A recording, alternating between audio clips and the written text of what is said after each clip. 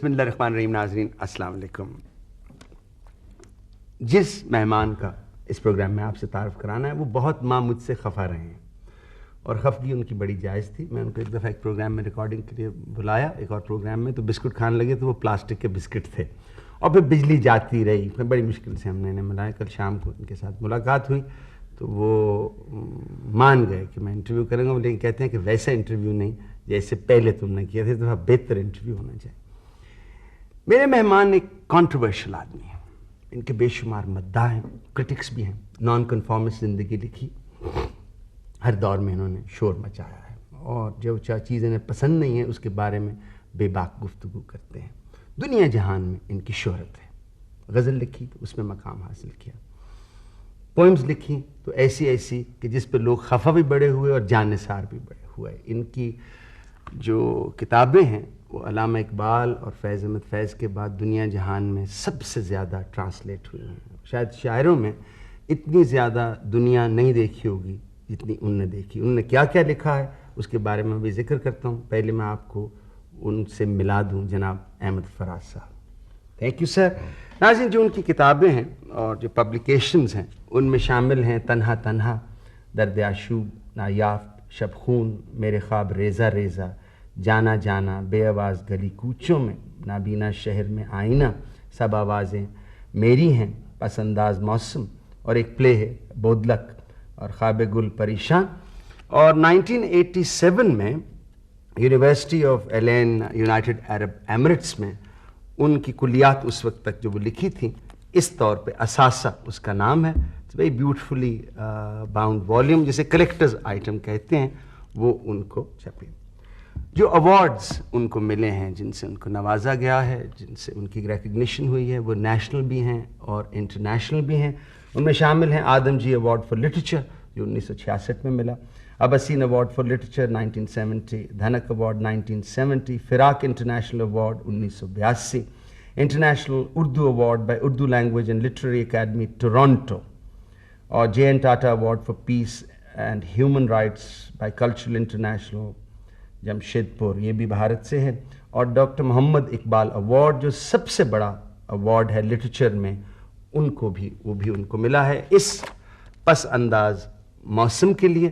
ان کا کہنا یہ ہے کہ یہ 1990 میں ملا ہے, لیکن ابھی تک اس کے ساتھ جو ملنی چاہیے چیز وہ ابھی تک ملی نہیں ہے. وہ کیوں نہیں ملی ہیں, یہ ساری باتیں ان سے ہم کریں گے. اچھا جی, یہ کیوں نہیں ابھی تک آپ کو یہ پس انداز موسم کا ایوارڈ ابھی تک ملا, کیوں نہیں؟ بھائی یہ پتہ نہیں, انہوں نے 4 سال لگا دیے, کیوں لگائے. اس میں تو 2 بیچارے جن کو ملا تھا پشتو کے, ایک ہمارے بڑے بزرگ شاعر امیر حمزہ شنواری, وہ تو اس دنیا ہی سے رخصت ہو گئے. اگر وقت پہ ان کو کم سے کم پیسہ مل جاتا تو وہ اپنے علاج معالجے پہ خرچ کر سکتے تھے. اسی طرح ایک اور بھی تاب نہ لا سکے انتظار کی, وہ بھی رخصت ہو گئے. میں اور مشتاق احمد یوسفی 2 سخت جان تھے جو ابھی انتظار کر رہے. اوکے, آپ اس وقت چیئرمین ہیں نیشنل بک فاؤنڈیشن کے, مینیجنگ ڈائریکٹر نیشنل بک فاؤنڈیشن. یہ ادارہ کرتا کیا ہے؟ یہ ادارہ کتابیں چھاپتا ہے اور سستی قیمت پر بیچتا ہے. یہ بھٹو صاحب نے 72 میں اس ادارے کی, اس لیے کہ باہر کی کتابیں, خاص طور پہ سائنسز کی کتابیں جو باہر سے ہم امپورٹ کرتے تھے یا منگواتے تھے, وہ عام اسٹوڈنٹ نہیں افورڈ کر سکتا تھا. تو جو بات ڈالرز میں تھی, اب وہ ہم اس کو پاکستانی کرنسی میں, بلکہ اس سے بھی نسبتاً کم قیمت پہ دیا کرتے تھے. جو آپ کتابیں اب آپ کی ہوتی ہیں اس کی بھی پائریٹڈ ایڈیشن, مثلا آپ ہاٹ سیلنگ آتھر ہیں نا جی, مثلا 19 والیومز دفعہ تو یہ چھپا ہے, لیکن اس پہ لکھا نہیں ہوا کہ یہ 19ویں پرنٹ ہے. بہرحال پائریٹسی کا تو یہ عالم ہے. یہ تو کتابیں تو خیر چھپتی تھیں ہماری, میری اور فیض صاحب کی بھی, لیکن یہ کہ میرے نام سے احمد فراز کی جاسوسی دنیا کتابیں آ گئیں. حالانکہ جاسوس ہمارے پیچھے لگے رہتے, ہم نہیں کیا, ہم کسی کے پیچھے لگے. احمد فراز کی جاسوسی دنیا, اب جا کے چوروں کا پتہ بادشاہ اور قاتلوں کا قاتل اور پھول کا. اور چھوڑیں, ایک اور کتاب چھپی غالب سے فراز تک, اور ان کے مرتبین میں احمد ندیم قاسمی صاحب کا نام اور احمد فراز کا نام. تو کوئی آیا آٹوگراف لینے, میں نے کہا یہ کب میرا نام کیسے آ گیا, بڑا ذلیل انتخاب اس میں. خیر میں سمجھ ممکن ہے میں باہر تھا، یہ قاسمی صاحب نے کچھ کر دیا ہو کہ ان کی طبیعت بہت ہی لحاظ خوری ہے. ہاں تو وہ میں نے ایک دن ڈرتے ڈرتے قاسمی صاحب سے کہا کہ یہ قاسمی صاحب تو ٹھیک ہے آپ میرا نام، آپ کو پورا حق ہے استعمال کرنے کا، لیکن یہ انتخاب بڑا ذلیل ہے. تو کہنے لگے میں تو چپ تھا کہ یہ تمہارا نام تھا کہ تم نے کیا ہے شاید، تو اس لیے ہم دونوں کو خبر نہیں تھی. اور کتاب مارکیٹ میں بک رہی ہے اور لوگ مزے اور لوگ احمد فراز سمجھ کے کیوں نہیں.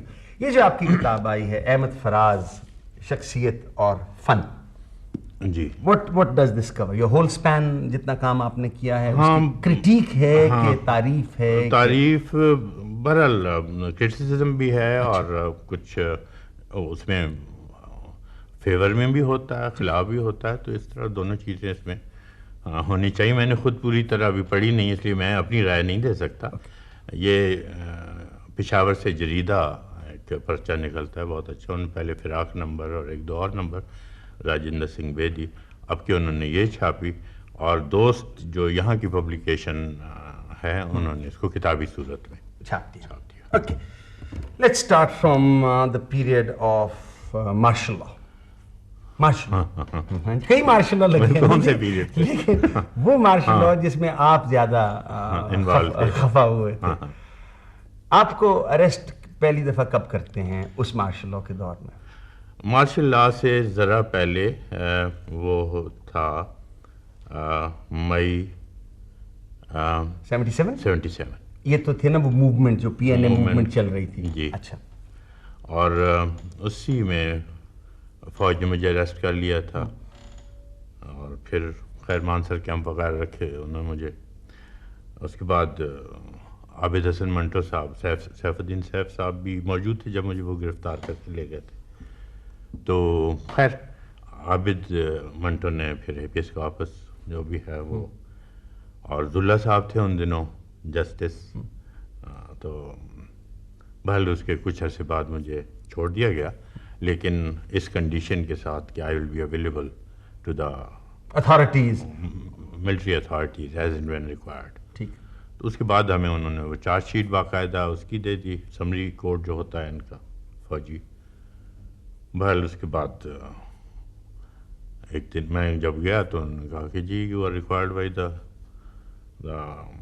جی ایچ کیو. تو میں پھر فون آیا ان کا کسی کمانڈر کا کہ جی آپ جی ایچ کیو آئیں. میں خیال ایک دن پہلے یا دوسرے دن ہونا تھا یہ ٹرائل، تو ایک دن پہلے مجھے فون آ گیا، میں چلا گیا.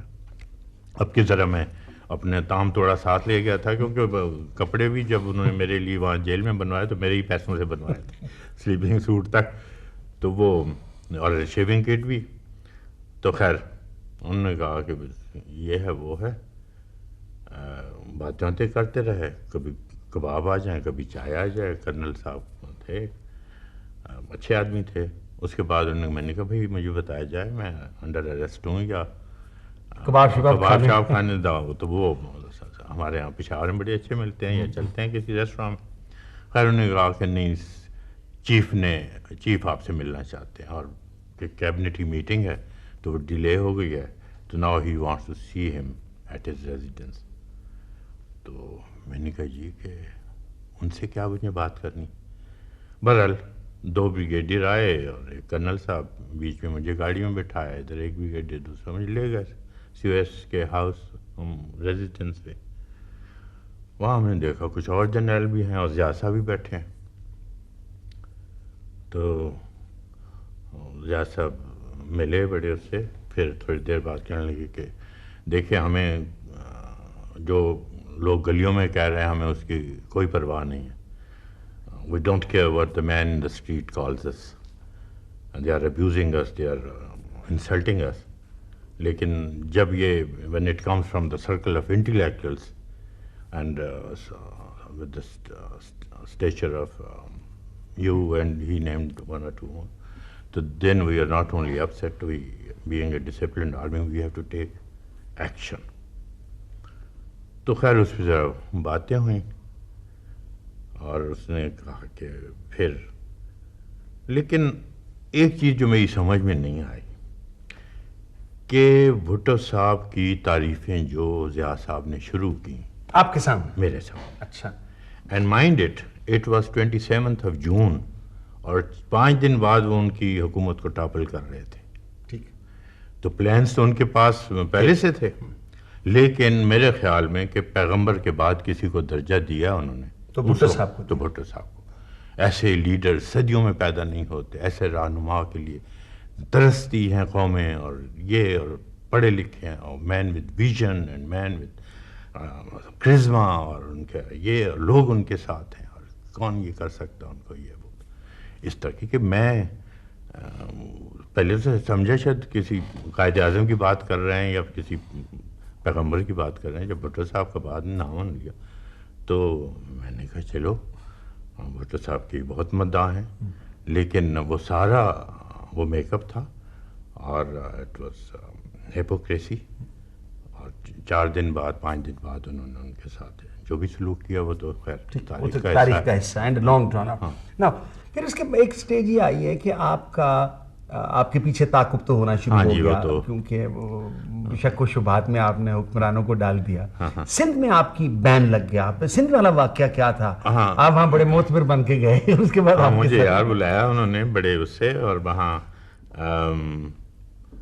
جالب کو اور مجھے دونوں کو بلایا تھا انہوں نے. صرف 2 شاعروں کا مشاعرہ, اور پریس کلب میں کافی لوگ آئے تھے, اس میں کافی پولیٹیکل لیڈرز بھی تھے, پولیٹیشینز بھی تھے, رائٹرز بھی تھے, بہت سے. خیر وہ ہم نے نظمیں پڑھی ہیں, اس میں محاصرہ بھی میں نے پڑھی. اس کے بعد رات کہیں کھانا تھا, وہاں سے واپس آئے تو میں ٹھہرا ہوا تھا ایک ہوٹل میں. وہاں جب میں پہنچا کوئی رات کے 1:30-2 بجے, تب دیکھا پولیس کوئی بیٹھی ہوئی ہے, 2-4 لوگ پولیس کے کچھ. یہ تو میں اپنے ریسیپشنسٹ سے چابی لی کمرے کی, تو اس کو کہہ رہی تھی وہ there was message for you from یہ فرینڈ, یہ وہ نمبر ساتھ اشارے کر رہی تھی. اچھا میری سمجھ میں نہیں آیا کیا یہ اشارے کیوں, کبھی اس نے پہلے تو کیا نہیں. بہرحال کسی خوش فہمی میں نہیں تھے ہم. تو اتنے میں ایک میرے کندھے کے اوپر آیا کوئی آواز کہ السلام علیکم فراز صاحب, میں نظر حسین ڈی ایس پی ہوں, یا محمد حسین ڈی ایس پی ہوں, اور یہ غلام عباس انسپیکٹر ہے, آپ سے کچھ کام ہے. اچھا میں سوچا کہ یہاں لاؤنج میں ان سے بات کروں تو آتے جاتے مسافر جو وہاں ٹھہرے ہوئے تھے وہ سمجھیں گے پتہ نہیں کوئی چوری کے کیس میں ہے, ڈاکے کے کیس میں ہے, کوئی اور امبیزمنٹ وغیرہ وغیرہ. تو اس لیے میں نے انہیں کہا کہ یو کم ٹو مائی روم. اچھا اب ہم کمرے میں گئے تو تھوڑی دیر بعد انہوں نے ایک پرچہ نکالا اور مجھے دے دیا. اس پہ لکھا تھا کہ mister Ahmad Faraz resident of NWP is hereby externed from Karachi. He is not allowed to enter, reside or stay in the province of Sindh for such and such people. Province بدری کر دیا آپ کی. تو سندھ بدر ہو گیا میں. سندھ بدر ہو. اچھا وہیں سے خیر, اور جی ٹکٹ آپ کا کہاں ہے؟ میں نے کہا میں تو ایک طرف کا ٹکٹ لے کے آتا ہوں, یہ گر تو میں نے آپ سے سیکھے ہوئے ہیں نا. تو ون وے ٹکٹ بالکل. تو انہوں نے کہا خیر ہے جی وہ ٹکٹ ہم آپ کا بندوبست ہو گیا. ہاں اس کے بعد ہم بیٹھ گئے, کہنے لگے 5 بجے ہم آئیں گے آپ کو لینے. 2:30 اس وقت بجے تھے. تو خیر بہرحال وہ 5 بجے, اور فون کروں تو فون نہیں ڈیڈ. تو آخر وہ ٹھک ٹھک کر کے تو میں نے آپریٹر سے مل گیا, ریسیپشنسٹ سے. تو میں نے کہا کہ ہیں یا چلے گئے؟ کہتے 2 آپ کے کمرے کے باہر بیٹھے اور 2 نیچے بیٹھے ہوئے. خیر صبح میں سو گیا. صبح پھر گھنٹی بجی, میں جی ڈی ایس پی آ گیا ہوں, آپ تیار ہیں؟ میں کہ ابھی تو میں اٹھا ہوں, شاور لوں گا, شیو کروں گا, 1 پیالی چائے کی پیوں گا, 1 سگریٹ. کہیں ٹھیک ہے آدھا گھنٹہ. بہرحال they came they packed my luggage along with the luggage. اور اس میں مجھے گاڑی میں اٹھا کے ایئرپورٹ لے گیا. وہاں راستے میں جب میں آ رہا تھا تو میں نے کہا میں اپنے ملک میں بھی نہیں پھر سکتا. پہلے میرا ملک آدھا ہو گیا, پاکستان مشرقی پاکستان ویسے ہی مجھ سے چلا گیا. اب سندھ, آج مجھے سندھ پہ پابندی لگ گئی میرے داخلے کی. کل پنجاب نہیں جا سکوں گا, پرسوں اپنے صوبے بھی نہیں جا سکوں گا. پھر میری ایگزسٹنس کی کیا جسٹیفیکیشن ہے اس ملک میں؟ میں ایک لکھنے والا ہوں, اور اگر لکھتا رہوں, ظاہر ہے ریڈیو پہ پابندی, ٹیلی ویژن پہ بین, اخبار والے سینسر بغیر تو چھپ نہیں سکتا تھا کوئی. مشاعرہ ایک راستہ تھا جس سے پبلک کانٹیکٹ میرا تھا, اس پہ بھی پابندی ہو گئی. تو میں as a writer, as a Pakistani writer, جو اس ملک کے مسائل, اس ملک کے لوگوں کی باتیں لوگوں تک نہیں پہنچا سکتا, کمیونیکیٹ نہیں کر سکتا, تو کیا مجھے میرا پاکستان میں رہنا زیادہ مفید ہے یا باہر جا کے؟ اور پھر اگر مجھے یہ قید بھی کر لیتے ہیں تو کیا میں لکھ لکھ کے گھڑے میں ڈالتا رہوں؟ اور جب یہ, اور مجھے یقین تھا یہ ختم تو ہونا ہے, ماشاء اللہ رہ نہیں سکتا زیادہ دیر, تو پھر میں آ جاؤں اور میں بھی کہوں جی میں نے بھی یہ کیا تھا, اور وہ ستم تو یہ ہے کہ عہد ستم کے جاتے ہی تمام خلق میری ہمنوا نکلتی ہے, پھر سب ہو جاتے ہیں. تو میں نے کہا کہ نہیں, باہر جانا چاہیے اور وہاں کے جو لوگ ہیں ان کو بتانا چاہیے کہ ماشاء اللہ میں کیا کیا ہو رہا ہے, ملک میں کیا ہو رہا ہے, کوڑے لگ رہے ہیں سر عام, انسان کی جسم کی توہین ہو رہی ہے, اور چیزیں, بنیادی حقوق تو خیر گئے تھے. تو بس ایک جس دن یہ ختم ہوا پابندی کا زمانہ, اسی دن میں خالی عید تھی, اور میں عید کا دن تھا اور میں کراچی پہنچا اور ایک بڑی معمولی سی ایئر لائن کا ٹکٹ لیا. ایک دو دوست تھے میرے, ان کے ساتھ, ان کے پاسپورٹ, میرا بھی انہیں کے پاسپورٹ میں, اور بڑا اسکیلیٹن تھا اس دن تھا اسٹاف پی آئی اے کا, تو ویسے ہی راستہ نکل گیا وہ کنٹرول ایگزٹ لسٹ, بالکل ہم نکل گئے. اس کے بعد اب سمجھ نہ آیا کہ کرنا کیا ہے یہاں. پہلے سوچا تھا چلیے, وہ ہمارے دوست تھے علی محمود اور بلو, انہوں نے کہا تھا فیض صاحب پہ فلم بناتے ہیں. فیض صاحب زندہ تھے اور بیروت میں تھے, تو ہم نے کہا چلو یہ میں اسکرپٹ لکھ لوں گا, ڈائریکٹر ویکٹر بھی ہو گئے تھے. پھر ہم نے کہا چلو, لیکن فیض صاحب آئے, بیروت میں بڑی بمباری وغیرہ ہوئی تھی, تو فیض صاحب بڑی مشکل سے جان بچا کے لندن آ گئے. تو پھر ہم اکٹھے ہی ہے کہ ہمارے میزبان یہی علی محمود تھے, ہم اکٹھے ہی رہے ان کے پاس, اور کچھ کام بھی کیا, کوئی کیسٹ ویسٹ بنایا, کوئی انٹرویو کچھ لکھایا. اور مجھے بڑی خوشی ہے, یعنی سارے جو مصائب تھے وہ ایک طرف, اور یہ خوشی کہ فیض صاحب کی میت میں میں نے کچھ 2-3-4 مہینے ایک ہی چھت کے نیچے گزارے, اور ان کی عادات, ان کی خوبیاں, ان کا علم, ان کی ذہانت, ان کی پرسنالٹی کے اور جو رخ تھے وہ مجھے دیکھنے نصیب ہوئے. تو یہ ایک بہت بڑی دولت تھی. اس کے بعد ہم امریکہ چلے گئے, تو مجھے جانا تھا کینیڈا سے امریکہ, اور فیض صاحب کو ویتنام جانا تھا. وہاں سے پھر ہمارے دوبارہ ملاقات نہیں ہو سکی, ہوئی بھی تو وہ پھر جب آئے وہاں سے ماسکو سے, ویتنام سے ماسکو چلے گئے تھے. وہ اپنا ریپیئر شاپ تھی ان کی ماسکو میں, جہاں دانت وانت یہ وہ ٹھیک ٹھاک کرا کے آ جاتے تھے. تو جب آئے تو ان سگریٹ وگریٹ اور چھوڑ دیے انہوں نے, تو یہ غلط بات تھی ویسے. اچھا کچھ دنوں بعد پھر جا کے دیکھا تو کامل ہاسپٹل میں پڑے ہوئے. میں نے کہا فیض صاحب ابھی تو آپ چیک اپ کرا کے آئے ہیں, تو آپ یہ کہنے لگے یہاں کے ڈاکٹر شاید کہہ دیں کہ پینا شروع کر دو, تو چانس لینا چاہیے. خیر بہرحال پھر وہ مجھے کہیں دوسرے ملک جانا تھا, سوئٹزرلینڈ وغیرہ, تو ان کا جشن یا ان کے بارے میں, فیض صاحب کے بارے میں سیمینار, تو ابھی تک مجھے یاد ہے کہ کہنے فراز تم آ جانا ضرور. میں نے کہا جی میں ایک سیشن ہر قیمت پہ اٹینڈ کروں گا, اور میں پہنچا تو بڑے خوش ہوئے وہ, اور وہ آخری ہماری تصویر بھی اکٹھی ہے. تو بہرحال پھر وہ پاکستان چلے گئے, جہاں ان سے پھر اس کے بعد میری ملاقات نہیں ہو سکی. تو یہ تھا. پھر اپنا پہلا سال تو بہت خراب گزرا, مطلب ہے اس مالی کوئی کام نہیں کر سکتے تھے.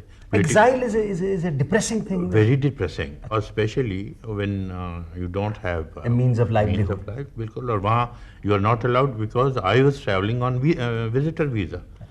I didn't apply for asylum or you. مجھے کئی دوستوں نے کہا مکان مل جائے گا, کچھ خرچے کے لیے پیسے مل جاتے ہیں, then you are allowed to work. مگر مجھے کچھ, میں نے کہا I'm not a political man, why should I go for political asylum. میرے بھائی صاحب کا گھر وہاں تھا, بس اتنا یہ تھا کہ سر پہ چھت تھی, یا دوست کچھ تھے, بڑی محبت دی انہوں نے, لیکن وہ بغیر کام کے یا بغیر اور بھی تو ہماری آتے ہیں, کوئی خرچے ورچے ہوتے ہیں, تو یہ وہ گھر وہ ساؤتھ ہال میں تھا، میں آپ کو ایک دفعہ چھوڑنے گیا تھا، آپ کو یاد ہے؟ We met one day. اچھا، I just want you to stop here. میں ایک آپ سے نظم سننا چاہتا ہوں. It is a beautiful expression. وہ جو آپ کی نظم ہے وہ اتنی ریلیونٹ ہے today as it was at that point of time. محاصرہ نہیں، یہ میرے سارے لوگوں، وہ میرے سارے لوگ، سوری میرے سارے لوگ جو ہے، ہاں جی، وہ کس میں ہے؟ وہ میرا خیال ہے وہ نہیں، بے آواز نہیں، وہ ہے پس انداز موسم، میری آخری. اچھا، پسنداز موسم ہے. اوکے ٹھیک ہے. میرے سارے لوگوں، میرے سارے لوگ. The advice which is as relevant today as it could be. پتہ نہیں، بہرحال یہ جو میرے اس وقت جذبات تھے. یہ جی، اور بہت فراز صاحب کی تو بہت چیزیں، سب چیزیں پسند ہوتی ہیں، اور جو بھی لکھتے ہیں بہت اچھا لکھتے ہیں، لیکن یہ بہت it is a beautiful expression. جی میں سنا دیتا ہوں. پلیز. اے میرے سارے لوگوں، اب میرے دوسرے بازو پہ وہ شمشیر ہے جو، اب میرے دوسرے بازو پہ وہ شمشیر ہے جو اس سے پہلے بھی میرا نصف بدن کاٹ چکی. اسی بندوق کی نالی ہے میری سمت کے جو اس سے پہلے میری شہرک کا لہو چاٹ چکی. پھر وہی آگ درائی ہے میری گلیوں میں، پھر میرے شہر میں بارود کی بو پھیلی ہے. پھر سے تو کون ہے میں کون ہوں آپس میں سوال، پھر وہی سوچ میان منو تو پھیلی ہے. میری ہستی سے پرے بھی میرے دشمن ہوں گے، میری بستی سے پرے بھی میرے دشمن ہوں گے، پر یہاں کب کوئی اغیار کا لشکر اترا. آشنا ہاتھ ہی اکثر میری جانب لپکے، میرے سینے میں ہمیشہ میرا خنجر اترا. پھر وہی خوف کی دیوار تذبذب کی فضا، پھر ہوئی عام وہی اہل ریا کی باتیں، نعرہ حب وطن مال تجارت کی طرح، جن سے ارزاں کی طرح دین خدا کی باتیں. اس سے پہلے بھی تو ایسی ہی گھڑی آئی تھی، اس سے پہلے بھی تو ایسی ہی گھڑی آئی تھی، صبح وحشت کی طرح شام غریباں کی طرح. اس سے پہلے بھی تو پیمانے وفا ٹوٹے تھے، شیشہ دل کی طرح آئینہ جاں کی طرح. پھر کہاں احمری ہونٹوں پہ دعاؤں کے دیے، پھر کہاں احمری ہونٹوں پہ دعاؤں کے دیے، پھر کہاں شبنمی چہروں پہ رفاقت کی ردا. سندلی پاؤں سے مستانہ روی روٹھ گئی، مرمری ہاتھوں پہ جل بجھ گیا انگار ہنا. دل نشیں آنکھوں میں فرقت زدہ کاجل رویا، شاخ بازو کے لیے زلف کا سایہ رویا. دل نشیں آنکھوں میں فرقت زدہ کاجل رویا، شاخ بازو کے لیے زلف کا بادل رویا. مثل پیراہن گل پھر سے بدن چاک ہوئے، جیسے اپنوں کی کمانوں میں ہو اغیار کے تیر. اس سے پہلے بھی ہوا چاند محبت کا دنیم، نو کے دشنا سے کھچی تھی میری دھرتی پہ لکیر. آج ایسا نہیں ہونے دینا، آج ایسا نہیں ہونے دینا. اے میرے سوختہ جانوں، میرے پیارے لوگوں، اب کے گر زلزلے آئے تو قیامت ہوگی.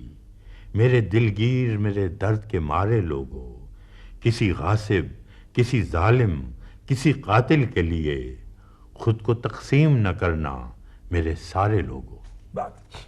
آپ کی جو انیشل شاعری ہے، جس سے انیشل فیم ملی، اس میں رنجش ہی صحیح، اور اب کہ ہم بچھڑے تو شاید کبھی کام ملیں، اور یہ کیسی میرے ساتھ کیسی روشنی ہے. اٹ واز اسینشلی جو میس پاپولیرٹی شروع میں آپ کو ملی تھی، اٹ واز ایز ایک نئی لہر، ایک رومانٹک پوئٹری کی شروع ہوئی ہے. یہ چینج کیسے آیا؟ کہ از دس اے رانگ تھاٹ؟ اصل میں یہ غلط امپریشن ہے. میں نے پہلے بھی کئی مرتبہ کہا کہ میری پہلی کتاب کی پہلی نظم شاعر جو ہے، اس میں میرا اٹس اے مینیفیسٹو. اس میں نے اپنا منشور متعین کر دیا تھا کہ یہ نہیں کہ ٹھیک ہے وہ بھی شاعری ہے، وہ بھی میری زندگی کا ایک رخ تھا، مگر میں ایک مکمل انسان کی طرح میں زندہ رہا. تو مجھے ارد گرد سے میں نے غفلت نہیں برتی. مجھے اپنے لوگوں سے بھی اتنا ہی پیار تھا جتنا مجھے اپنی ذات سے تھا. ان کے ساتھ بھی کوئی زیادتی ہوتی، کوئی ناانصافی ہوتی، کوئی معاشرتی اور معاشی ناہمواری ہوتی تو اس سے بھی میرا دل اتنا ہی متاثر ہوتا جتنا کہ کسی محبوب کی کے ہجر میں ہوتا تھا. تو اس لیے میں کوئی پلان کر کے تو لکھتا نہیں تھا کہ آج مجھے خوابوں میں ملنا ہے تو دوسرے دن میں نے کوئی یہی محاصرہ لکھنی ہے. جیسے جیسے ایونٹس جیسے جیسے لمحے آتے گئے میری زندگی میں اور جو واقعات میں دیکھتا تھا اور جس نے مجھے اپنی گرپ میں لے لیا اسی وقت شاعری اسی کے بارے میں ہوئی. اور یہ سوچ کے نہیں بلکہ میں مجبور ہو جاتا تھا وہ کچھ لکھنے کے لیے. اور بلکہ بعض نظموں میں تو لکھتے وقت مجھے اندازہ ہی نہیں ہوتا کہ میں کس اسٹیٹ آف مائنڈ میں ہوں. یعنی وہ غصہ یا دکھ یا وہ اتنا جذب ہو جاتا تھا مجھ میں کہ میری حیثیت بس وہ مکمل وہ دکھ کا ایک پرسانوفائڈ وہ ہو جاتا تھا، نقشہ ہو جاتا تھا. تو اس دور میں ایسی نظمیں لکھتا رہا. خاص طور پہ جب یہ ماشاء اللہ آیا تو اس نے تو بہت ہی مجھے یعنی اپسیٹ ہی نہیں کیا، مجھے جیسے مجھ میں آگ بھر گئی ہو. کیونکہ اس میں ایسی ایسی چیزیں ہوئیں اس ماشاء اللہ میں کہ انسانیت سوچ نہیں سکتی. اور کبھی ہمارے ملک کے لوگوں نے ایسی اذیت دیکھی نہیں تھی.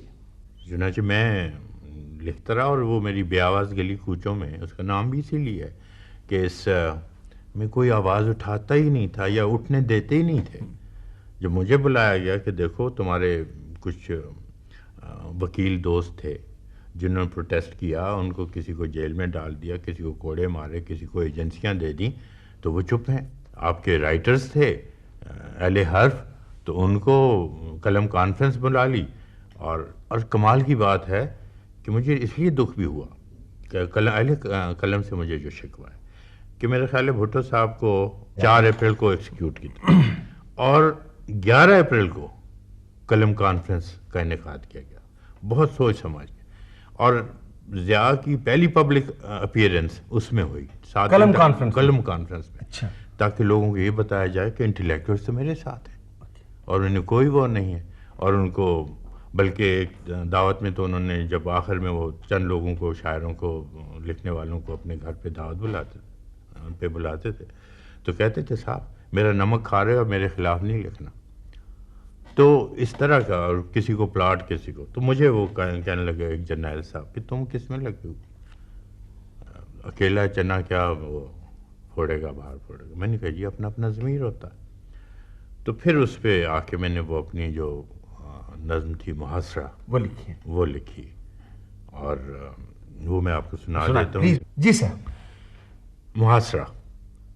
میرے غنیم نے مجھ کو پیام بھیجا ہے کہ حلقہ زن ہے میرے گرد لشکری اس کے، فصیل شہر کے ہر برج ہر منارے پر کماں بدست ستادہ ہیں عسکری اس کے. وہ برق لہر بجھا دی گئی ہے جس کی تپش وجود خاک میں آتش فشاں جگاتی تھی. بچھا دیا گیا بارود اس کے پانی میں وجوہ آب جو میری گلی کو آتی تھی. سبھی دریدہ دہن اب بدن دریدہ ہوئے، سپرد دار و رسن سارے سرکشیدہ ہوئے. تمام صوفی و سالک سبھی شیوخ و امام امید لطف پہ ایوان کچ کلاہ میں ہیں. معززین عدالت بھی حلف اٹھانے کو مثال سائل مبرم نشستہ راہ میں ہیں. تم اہل حرف کے پندار کے سناگر تھے، وہ آسمان ہنر کے نجوم سامنے ہیں. بس اس قدر تھا کہ دربار سے بلاوا تھا، گداگران سخن کے ہجوم سامنے. قلندران وفا کی اساس تو دیکھو، تمہارے ساتھ ہے کون آس پاس تو دیکھو. سو شرط یہ ہے جو جہاں کی امان چاہتے ہو تو اپنے لوح و قلم قتل گاہ میں رکھ دو، وگرنہ اب کے نشانہ کمانداروں کا بس ایک تم ہو سو غیرت کو راہ میں رکھ دو. یہ شرط نامہ جو دیکھا تو ایلچی سے کہا، یہ شرط نامہ جو دیکھا تو ایلچی سے کہا، اسے خبر نہیں تاریخ کیا سکھاتی ہے کہ رات جب کسی خورشید کو شہید کرے تو صبح ایک نیا سورج تراش لاتی ہے. سو یہ جواب ہے میرا میرے عدو کے لیے کہ مجھ کو حرص کرم ہے نہ خوف خمیازہ، اسے ہے سطوت شمشیر پر گھمنڈ بہت، اسے شکوہ قلم کا نہیں ہے اندازہ۔ میرا قلم نہیں کردار اس محافظ کا جو اپنے شہر کو محصور کر کے ناز کرے، میرا قلم نہیں کاسا کسی سبک سر کا جو غاصبوں کو قصیدوں سے سرفراز کرے، میرا قلم نہیں اوزار اس نقب زن کا جو اپنے گھر کی چھت میں شگاف ڈالتا ہے، میرا قلم نہیں اس دزد نیم شب کا رفیق جو بے چراغ گھروں پر کمند اچھالتا ہے، میرا قلم نہیں تسبیح اس مبلغ کی جو بندگی کا بھی ہر دم حساب رکھتا ہے، میرا قلم نہیں میزان ایسے عادل کی جو اپنے چہرے پہ دوہرا نقاب رکھتا ہے، میرا قلم تو امانت ہے میرے لوگوں کی، میرا قلم تو عدالت میرے ضمیر کی ہے، اسی لیے تو جو لکھا تپا کے جاں سے لکھا، اسی لیے تو جو لکھا تپا کے جاں سے لکھا، جبھی تو لوچ کماں کا زبان تیر کی ہے، میں کٹ گروں کہ سلامت رہوں، یقین ہے مجھے کہ یہ حصار ستم کوئی تو گرائے گا، تمام عمر کی ایذا نصیبیوں کی قسم، میرے قلم کا سفر رائے گا نہ جائے گا۔ اوکے 6 ایئرز آپ رہتے ہیں ملک سے باہر، there's an impression کہ آپ پیپلز پارٹی کو جوائن کر گئے کیونکہ بی بی جب تھیں جلا وطن تو آپ کی ملاقات ہوتی تھی، آپ ان سے ملتے بھی تھے، آپ اس پروٹیسٹ میں شامل تھے، وہ موومنٹ جو انہوں نے وہاں لانچ کی ہوئی تھی، but you are not a member of any political. No I am not, I am still not کبھی بھی کسی پولیٹیکل، لیکن یہ ضرور ہے کہ جو جماعتیں اس وقت، اور ظاہر ہے کہ جتنی جماعتیں بھی تھیں ان میں قریب تر میرے خیالات کے اعتبار سے وہ پیپل پارٹی تھی، لیکن جو جماعتیں بھی، حتیٰ کہ جماعت اسلامی بھی اگر اس میں مارشل لا کے خلاف وہ کرتی جدوجہد تو میں ان کا بھی ساتھ دیتا۔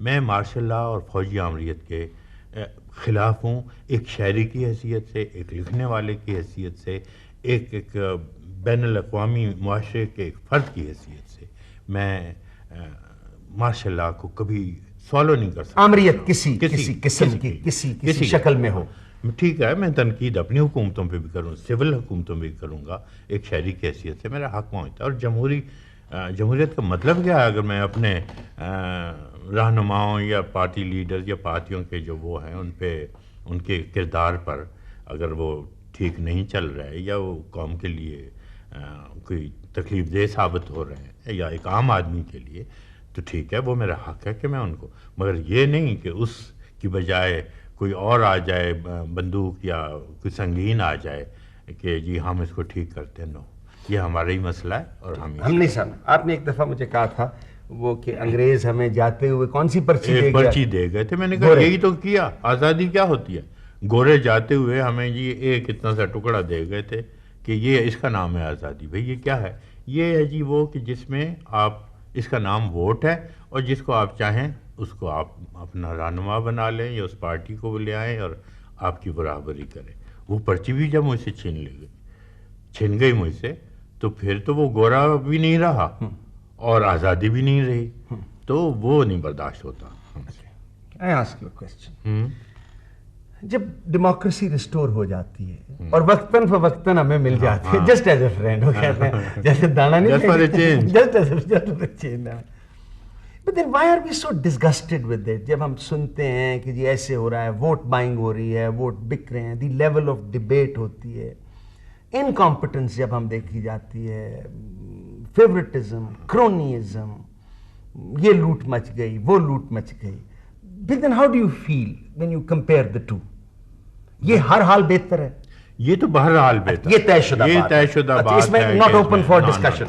لیکن اس کو ہم اصل میں ڈیموکریسی کا علاج ہی اگر خراب ہے تو اور ڈیموکریسی فلٹر کرتے جائیں آپ، یہی مطلب اس کا پروسیس کا یہی ہے کہ آپ تھوڑا سا گند ہے پھر فلٹر کیا، پھر تھوڑا سا آ گیا، کچھ رہ گئے پھر اسے فلٹر کیا، حتیٰ کہ وہ تطہیر کا اگر سسٹم چلے۔ لیکن یہاں بہت ہی خراب بات جو اب آ گئی ہے، اور اس کی وجہ یہ دین بھی ہم سمجھتے ہیں کہ مارشل لا کی ہے کہ بائی دا پیپل، خریدو، لفافہ پالیٹکس، لوٹا پالیٹکس سے، بلکہ میں نے تو ایک ہوٹل کو کہا کہ وہ آپ کی سنا ہے ہوٹل کا نام بدل گیا, اس نے کہا یس اب یہ نہیں اب یہ نام ہے. تو میں نے کہا نہیں ایک اور بھی آگے بھی بدل گیا ہے. کہتے ہیں کیا ہے؟ میں نے کہا it's called lotel instead of hotel.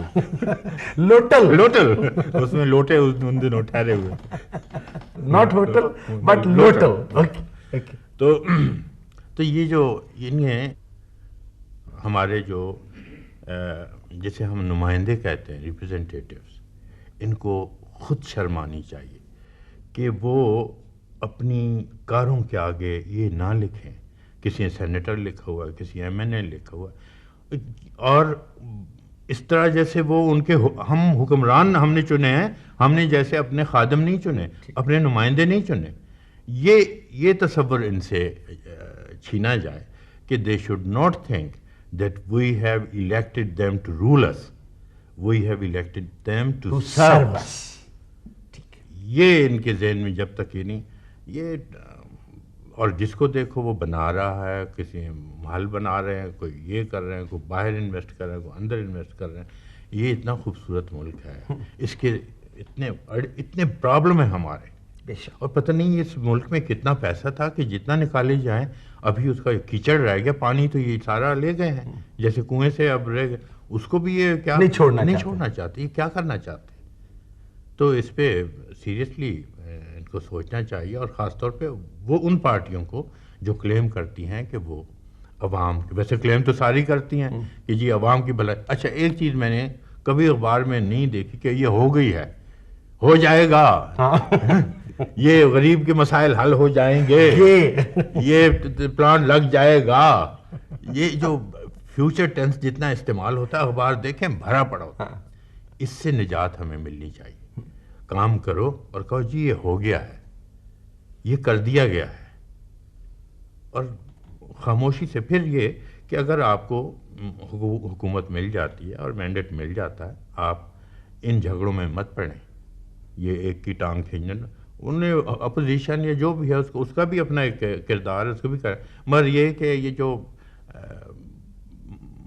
اس کی ہوتی ہے نا پالیٹکس نچلے درجے کی, کہ اس کو چھیڑا, اس کو وہ کیا, ایک گالی دی, اس کے جواب میں گالی سن, خاموشی سے ایک دفعہ مل آپ اپنا دنیا کام کریں, اپنا مینیفیسٹو سامنے رکھیں, جو آپ نے پرومسز کی ہیں ان کو امپلیمنٹ کریں, اور تھوڑے سے خرچے کم کریں. اگر آپ کہتے ہیں ملک پیسہ نہیں ہے تو پھر اس کے بعد جب ہم اور چیزیں دیکھتے ہیں تو بالکل کنٹراسٹ ہوتی ہیں. ہم کہتے ہیں, ابھی کہتے تھے کہ یار غریب کو سائیکل الاؤنس نہیں دے سکتے, تو یہ پھر اتنی مرسیڈیز کیسے خریدی گئی ہیں, یا یہ جہاز کیسے خریدے جا رہے ہیں.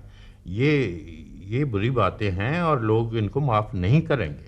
میں ایک اور سیریس بات, یہ کیوں لوگ کنفیوز کرتے ہیں کہ چونکہ آپ انڈیا جاتے ہیں, ایٹ لیسٹ اسٹیبلشمنٹ جو ہوتی ہے کہ آپ انڈیا نظر آتے ہیں, why do they confuse your protest which is against a government as being against the state. اگر یہی تو ہمارے ہاں آج تک یہ فرق ان کو نہیں پتہ چلا کہ گورنمنٹ کے خلاف ہونا نہیں ضروری, بلکہ ہوتا ہی نہیں کہ وہ اسٹیٹ کے خلاف ہو. ٹھیک, میرے نزدیک سب سے مقدس ٹکڑا اس دھرتی پر پاکستان کا, اور مجھے پتا ہے کہ میں اس نے مجھے بہت کچھ دیا, اور مجھ جیسوں بے شمار لوگوں کو بہت کچھ, سب کو ملا. اچھا, دوسری بات یہ ہے کہ انڈیا میں زندگی میں پہلی مرتبہ, میرے تو کوئی وہاں عزیز نہیں, کوئی رشتہ دار نہیں, ہم تو پٹھان لوگ ہیں وہاں صوبہ سرحد سے, ادھر تو نسلوں سے وہی ہیں, نہ پارٹیشن سے ہمیں کوئی فرق پڑا نہ اس سے ہوا. لیکن 82 میں پہلی دفعہ جب ایگزائل میں تھا تو انڈیا ایک مشاعرہ تھا, اور اس میں پاکستانی شعراء پہنچے ہوئے تھے. یہ نہیں تھا کہ میں تو لندن سے گیا تھا, لاہور سے کئی آپ کے جو مجھے اینٹی پاکستان یا پرو انڈیا کہتے تھے وہ پہنچے ہوئے تھے, اور بلکہ ان کو نہ بلایا جائے تو وہ خط لکھتے ہیں, چٹھی در فراق والی لکھتے ہیں کہ ہمیں کیوں بلا دیا آپ نے. تو وہاں تھے کہ وہیں پہ میرے انٹرویو بھی پھر انہوں نے لیا, اور پھر یہاں کے جیسے چھاپ دیا. برحال میں وہاں انڈیا گیا, مجھے میری ایمبیسی نے بلایا, میں گیا وہاں, ان کے فنکشن پاکستان ڈے تھا, میں نے کہا آپ نہ بھی بلاتے تو میں آتا, میرا فنکشن ہے, اٹس مائی ڈے آلسو. تو یہ انہوں نے لکھا بھی. خیر, اب آپ کہیں بھی جائیں, اگر تو ہم بکنے والے ہوتے تو بھائی ایک شاعر بیچارے سے کیا لینا کسی نے. میں کوئی انٹیلیجنس میں ہو سکتا ہے تو نہیں تھا, امریکہ کا جو وہ رشیا کو بھیج دیے تھے اس نے اور اپنا ایک بنا لیا اس نے. تو بہرحال ایسی کوئی بات نہیں. میں تو سمجھتا ہوں کہ محبت سے مسئلے طے ہو سکے. تو میں یہ ابھی جو زی ٹی وی پہ انٹرویو تھا میرا، اس میں نے جو کچھ کہنا تھا وہ یہاں بھی دیکھا لوگوں نے اور ریکارڈ موجود ہے. میں نے کہا وہاں جا کے انڈیا میں ہوا تھا وہ، اس پہ میں نے کہا کہ بھائی کشمیر کا مسئلہ اس کو طے کریں. ٹھیک ہے، ڈسپیوٹڈ. یہ آپ یہ نہیں کہہ سکتے کہ مسئلہ نہیں ہے، یہ ہے اور وہ بھی مانتے ہیں. اب یہ نہیں کہ آپ دوسری بات یہ ہے کہ ہم کیوں نہیں کینیڈا امریکہ کی طرح رہ سکتے، کیوں نہیں کیا سویڈن اور اس کی طرح ناروے کی طرح رہ سکتے. ہماری تو بڑی چیزیں ملتی ہیں، مشترکہ مسائل ہیں ہمارے ایک جیسے. ہاں، بلکہ اس نے مجھے کہا کہ دیکھیں نا، اگر ہماری ٹیم مثلا کرکٹ ہی ہے کہ اگر ہم اکٹھی کر لیں تو ہم دنیا بھر کو ہرا سکتے. میں نے کہا یہ نہ کہیں آپ کے بغیر بھی ہم نے ہرا دیا. ہم اتنا اکٹھا کرنے کی کوشش نہ کریں. میں نے کہا وہ ہم نے بغیر اس کے بھی ہرا دیا. اس کے بعد باقی سرحدیں بھی اپنے ملک کی ہوتی ہیں اور بالکل عزیز ہوتی ہیں. تو اس کا نہیں. باقی کچھ کالم نگار ایسے ہوتے ہیں جن کو کچھ نہ کچھ لکھنا ہوتا ہے. فیض صاحب کے خلاف ایک خاص اخبار ہمیشہ لکھتا رہا. پھر اب شرمندہ ہیں کہ صاحب وہ تو ہم نے غلط لکھا، وہ تو ایسا نہیں تھا.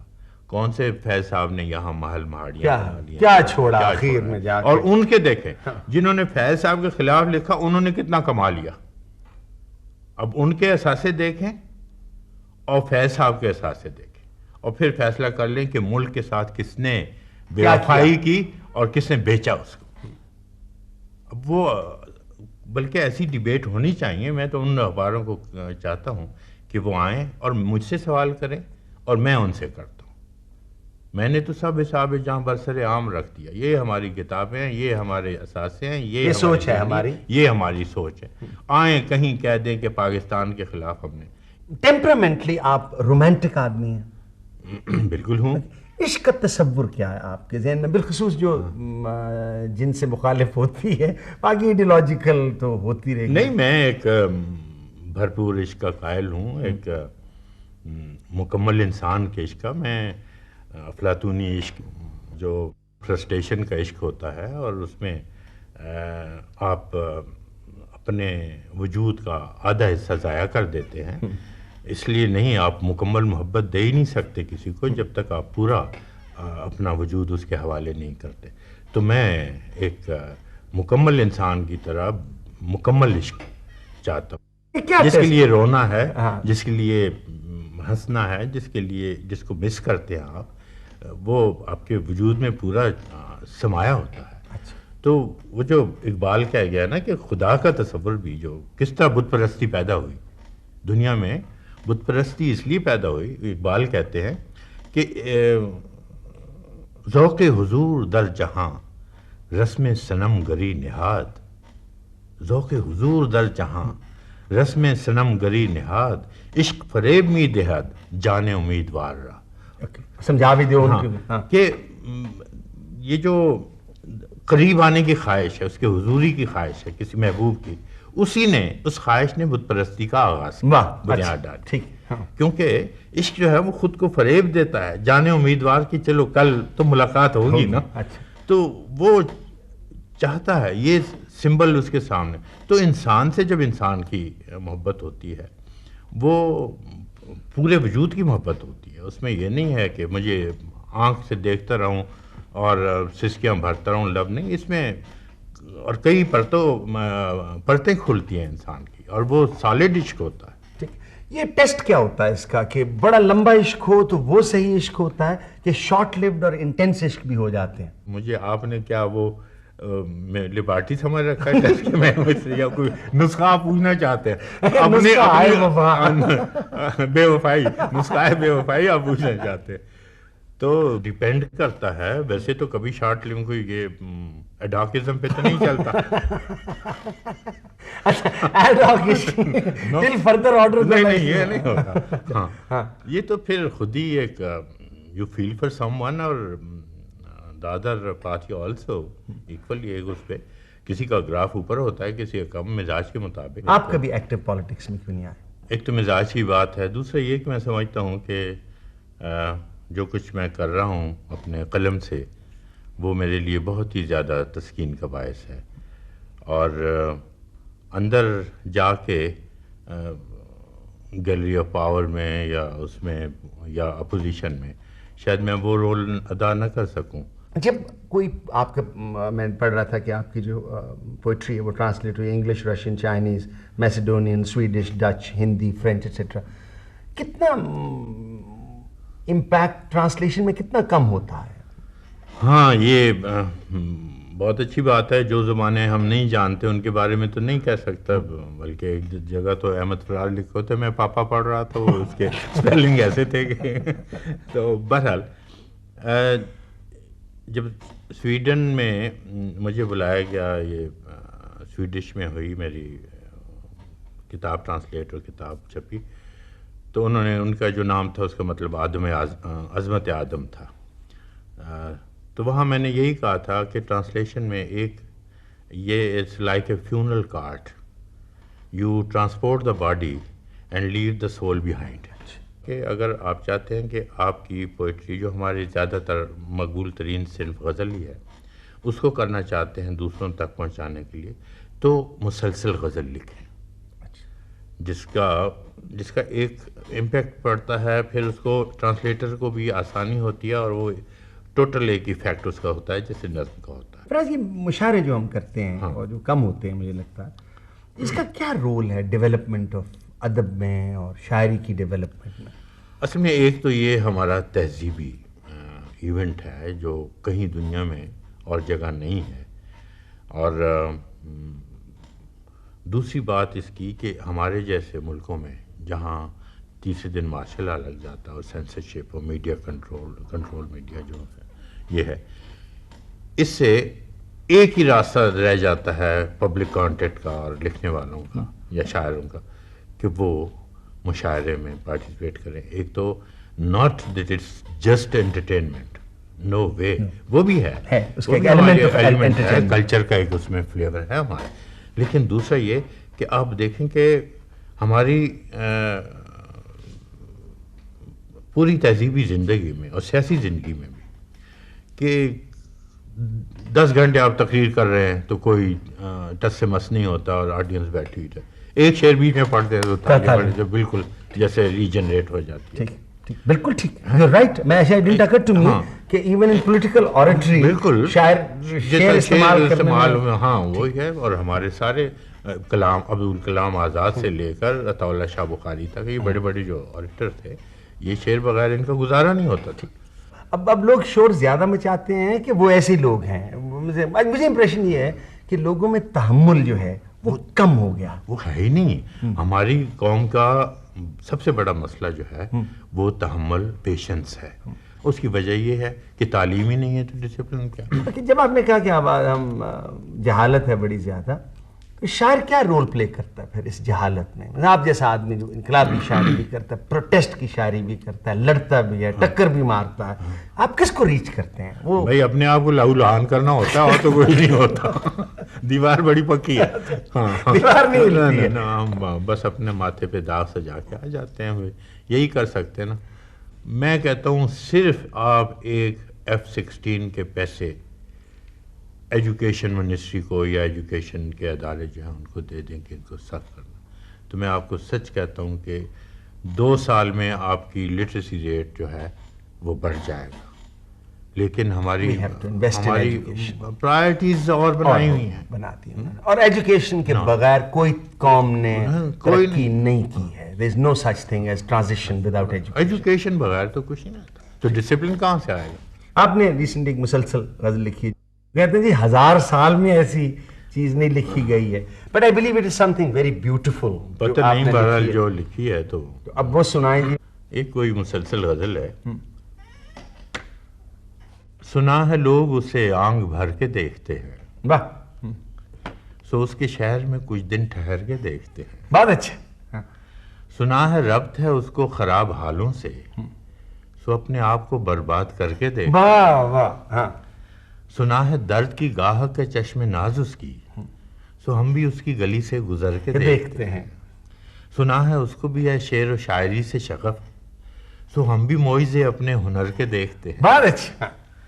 سنا ہے بولے تو باتوں سے پھول جھڑتے ہیں، یہ بات ہے تو چلو بات کر کے دیکھتے ہیں۔ واہ واہ واہ، بیوٹیفلی، اچھا۔ سنا ہے بولے تو باتوں سے پھول جھڑتے ہیں، یہ بات ہے تو چلو بات کر کے دیکھتے ہیں۔ سنا ہے رات اسے چاند تکتا رہتا ہے، ستارے بام فلک سے اتر کے دیکھتے ہیں۔ سنا ہے دن کو اسے تتلیاں ستاتی ہیں، سنا ہے دن کو اسے تتلیاں ستاتی ہیں۔ سنا ہے رات کو جگنو گزر کے دیکھتے ہیں۔